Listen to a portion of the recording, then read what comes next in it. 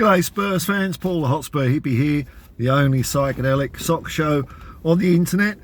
And as the dust settles after the disappointing game against Leicester City, but it's not the end of the world, we turn our eyes in a brief moment towards Everton. But people might think I'm delusional, that I just predict silly things. Well, I use cold hard statistics as well. Here is the new 2024-25 Dreamometer, and you could see the dotted line signifies 66 points, which is how many. That's how many points. Well, that's the number of points we got last year. Now on the left-hand side, you'll see we're at -2. Oh, shock horror! We're heading for 64 points. This can't be right. Well, that's what it's saying so far. Reason for that is because Leicester were newly promoted as champions. So for the equivalent fixture last year, I'm looking to who was promoted as champions that year, which was Burnley. We beat Burnley 5-2. We drew with Leicester 1-1. So instead of 3 points, we got 1 point. So we're down by 2 on last year. So I'll keep track on that as the year goes on. And then on the right-hand side, you've got the pro rata, which is, it's looking like relegation. So we've scored 1 point. If we do that in all 38 games, it's a mere 38 points. Now, that's probably safe just about from relegation, but I thought I'd stick relegation in there just to spice it up a bit. Everton don't usually give us as many problems, so I think we're going to be all right, you know, this weekend. I think it's going to be interesting to see what the team selection will be. I've got a feeling that Ange gave some incumbents the benefit of the doubt, and we might see some changes. I'd imagine Johnson might not be starting. Maddison had a good game. Sarr, a bit hit and miss. Bentancur is out with a concussion. He's out with a head injury, so he won't be playing. So instead of Bentancur, I think I'd be going for. I'll be going for Archie Gray starting in that position. I know Basuma is also back from his naughty slap on the wrist suspension. Dear oh dear. It's more in 24, folks. More in 24.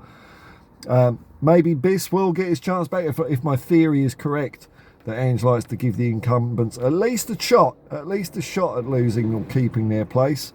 Usually gives them 45 minutes. Maybe we might even see Biss back and see how he does. It's funny, you know, when I was following on from what I was saying the other day, a lot of fans of other clubs, not that I pay too much attention to what other fans say, because, well, they shouldn't be paying any attention to what I'm saying either, because I'm a one-eyed Spurs fan, you know. It just seems that what's happening at Tottenham seems to be a little bit more appreciated outside of Tottenham than inside the loud shouty bits anyway. And I take notice in fact two streamers I've seen that seem, you know, not that they're not taking the piss out of us, because that's what they should be doing, that's their jobs, but they are raising a couple of eyebrows to what's been changing at Tottenham. And that's Alice, the Man United fan, and Vizzy, I think it's pronounced Vizzy, I haven't heard him say his own name, the Burnley fan. I mean, what have we got to moan out of Tottenham when you got Burnley fans in the world? But I'm just wondering why this change, when you look at who's gone out the door. The leadership has gone, the leadership group has gone. So PEH, Eric Dyer, Oliver Skip now, Harry Kane. There's only Ben Davies left from that group, and he's just going to be sitting around like a jaded cop waiting for his pension for a year. All those people turn out, and then on top of that, Tanganga, Joe Rodon. If we can just get Lo Celso out the door before the window slams shut, I think, you know, not a bad window. I don't know what arbitrary score rating I'd give it from 1 to 10. I think on terms of outgoings, Emerson Royale as well, he's another one that's gone. Bloody hell, I'd have to give it like probably a 7 or an 8. Probably an 8 on outgoings. On incomings, Dominic Solanke was a big one, a big buy. I'm happy with that one. Did we really fill out the rest of the squad? We've done it the youthful way. So it bodes well for the future.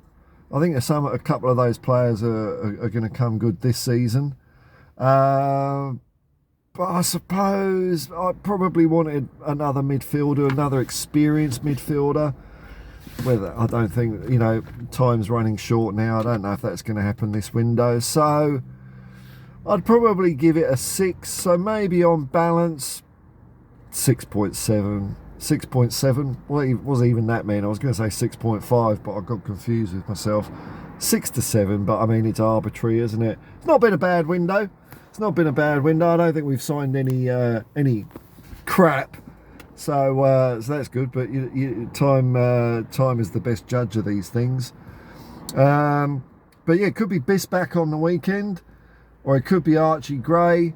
And I think up front, could it be too early to see Odebear? I'd have a bet. Well, not a bet, because I don't gamble. Don't gamble, kids. See, my Angloid brain is still brainwashed with all this Western rubbish.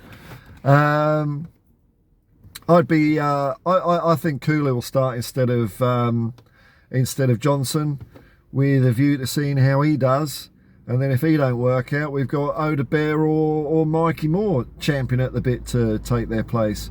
On the left-hand side, I've seen a lot of criticism of Son, and I don't think it's justified. I thought Son had a good game. I don't know what he did wrong. I'm just hearing the cliche of he's gone missing, and the same old thing that people trot out from time to time, as his legs gone. And I can't. I've seen players when their legs go. It's so obvious. You could see it, and quite. It can happen very quickly. There's a couple of players I've seen where, brilliant 1 minute, but 3 months down the track, their legs have just gone. And I don't think Son's anywhere near that yet. I don't know.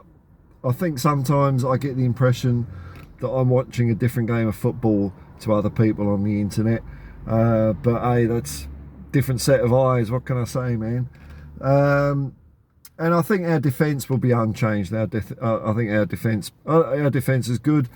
They let in that goal against Leicester City, but, Brennan Johnson lost the ball, didn't he? So when you're out of shape, you're out of shape. You can criticise any goal scored against any team and find a way it could have been prevented. I'm not really into that. Shit happens sometimes.